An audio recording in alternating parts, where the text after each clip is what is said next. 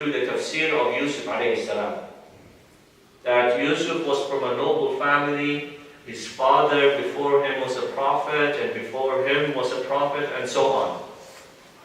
This shows us that Allah subhanahu wa ta'ala, if you are connected to Him, if you worship the way that Allah subhanahu wa ta'ala wants you to worship, if you are mindful of the duties that Allah subhanahu wa ta'ala has on you and that other people have on you, that you give to people their rights, then Allah subhanahu wa ta'ala will not only safeguard you, but also your children. And we see that example throughout the Quran, again and again. I've said this before, and I'll say it again. When a person starts getting older, and they have a family, they have children, you start thinking about the future for your children. You think to yourself, what will happen to my children? I am the breadwinner of the family. I'm the one that works. If, la qaddar Allah, tomorrow I get into an accident and I die, who will look after my wife? Who will look after my children? What will life be for them? This is something that everyone thinks about. Yet, we have the answer in the Quran. If you want Allah subhanahu wa ta'ala to look after your family, to give them the best life, the only thing that you need to do is to give Allah subhanahu wa ta'ala your worship. Meaning being mindful of the laws and whatever Allah subhanahu wa ta'ala wants from you as a Muslim. So Imran had a daughter, Maryam. And when Maryam was born, her mother said something beautiful. She made a dua. She said, "Oh Allah, I seek refuge in you on the behalf of my daughter and her offspring." Not only her own daughter, but her offspring. This is why the scholars in Islam, they say that when Maryam alayhi salam was born, she didn't cry out. Every child that is born, shaitan touches that child. And when shaitan touches the child cries out. But this didn't happen to Maryam alayhi salam. And it did not happen to Isa alayhi salam. Now, when Isa alayhi salam grew up, from the moment he was born until the day that Allah subhanahu wa ta'ala saved him, he was calling to one thing. That thing was Tawheed.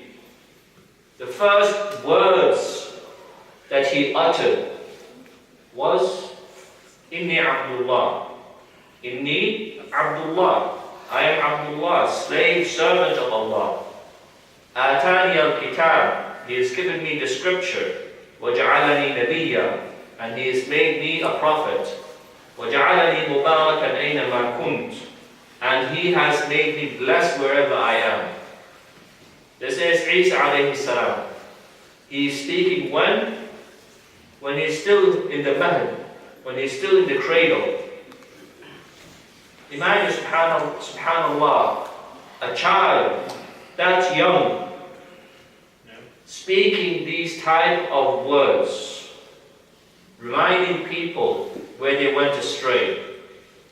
Not only that, but Isa alayhi salam, Allah subhanahu wa ta'ala blessed him in many different ways. We are told in the Quran that Isa alayhi salam could cure certain sicknesses. And he could make out of clay birds. And he would bring those birds to life, bi'idhnillah, with the permission of Allah subhanahu wa ta'ala. Some of the scholars, they say that the mu'jizat, the miracles that Allah subhanahu wa ta'ala gives His prophets are specific to the time, or specific to times. What was the miracle that Allah subhanahu wa ta'ala gave Musa alayhi salam? The stick. The stick. One of them was the stick. And the reason the scholars in Islam, they say it was the stick is because the thing that was known amongst people at that particular time was magic. People looked up to magicians. That's why Fir'aun had the closest people to Fir'aun were magicians. Because through magic, Fir'aun established his throne and his empire. This is how he deceived people. That and wealth.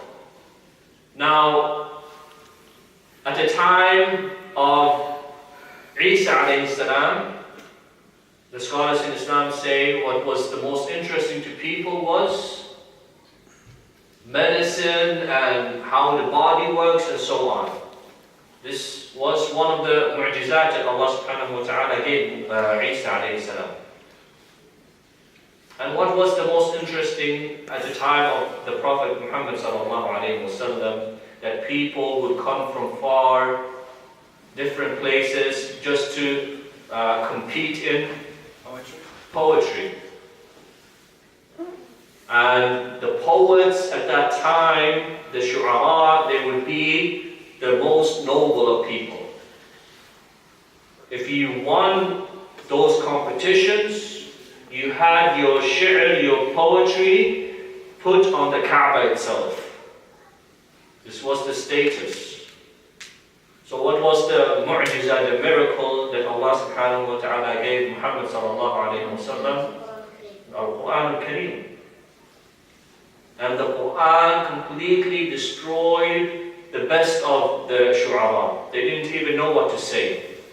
They sat down together, scratching their heads, trying to figure out how can we compete with this. And even they themselves, they knew that this was not old bashar, this was not the speech of any man.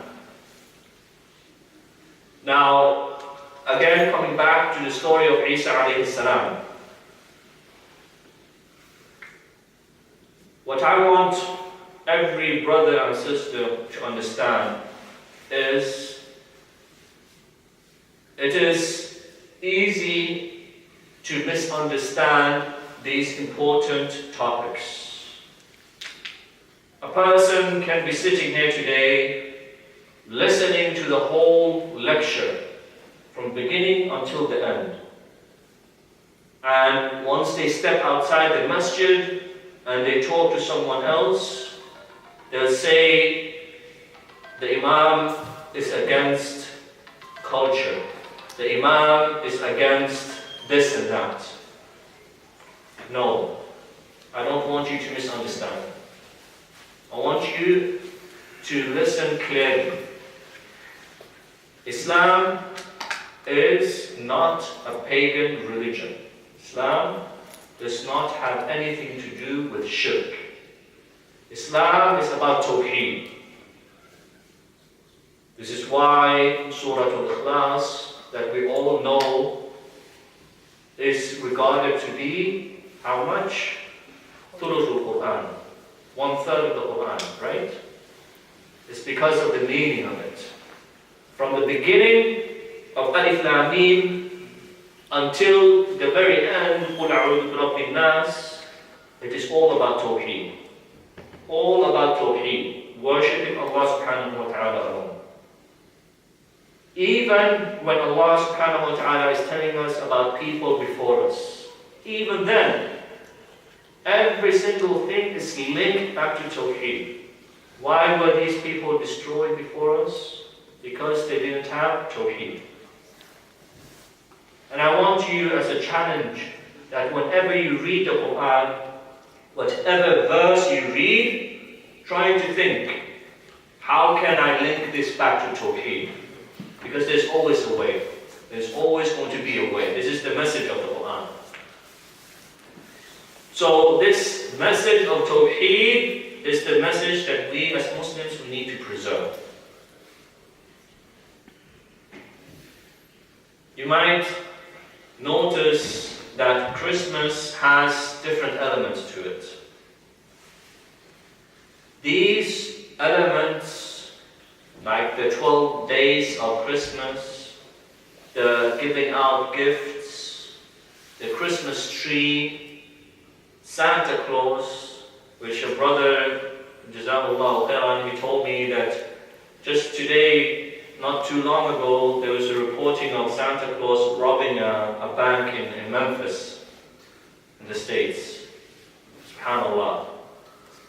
These elements of Christmas are all they all put together in a way that shows us clearly that they do not belong together. They do not belong together. The 12 days of Christmas, which is from the pagan ritual in Rome. The Christmas tree, it is from Germany and Scandinavia. Before Christianity came to them, they used to all gather around trees and they used to have their own pagan rituals. Santa Claus has many different stories behind it. But one thing that will shock people is that Santa Claus, one of the things that really pushed Santa Claus into the minds of people is nothing about religion. It's about companies trying to push their agenda.